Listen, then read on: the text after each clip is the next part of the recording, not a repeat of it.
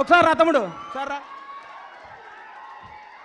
ఒక్క cinema hit అయితే loose ప్యాంట్లు, కొత్త కొత్త చెప్పులు, నెత్తి మీద క్యాపు, కళ్ళకు అద్దాలు పెట్టుకొని ఇట్లా నడిచే ఈ రోజుల్లో రియల్ కుర్రాడు బాంచేత్ ఇట్లుండాలండి. హీరో అంటే ఇట్లుండాలి.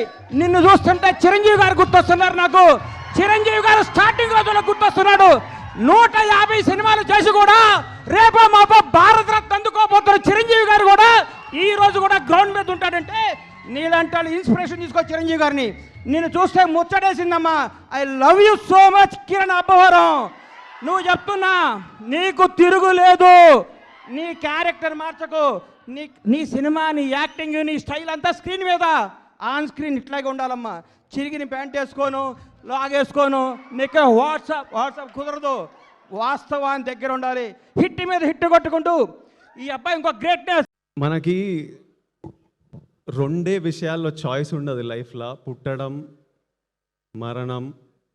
ఈ 2 మనకి చాయిస్ లేకుండా అవుతాయి. ఆ 2 మధ్యలో ప్రతి ఒక్క విషయంలో మనకి ఎంతో కొంత చాయిస్ ఉంటుంది. ఆ చాయిస్లు మన ఫ్యూచర్ని షేప్ చేస్తుంది.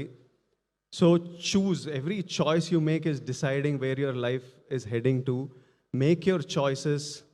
Pick the right people to fight for your people. And చాలా చిన్న టైం ఉన్నాం, మంచిగా హ్యాపీగా చిల్గా సింపుల్గా ఉండాలి.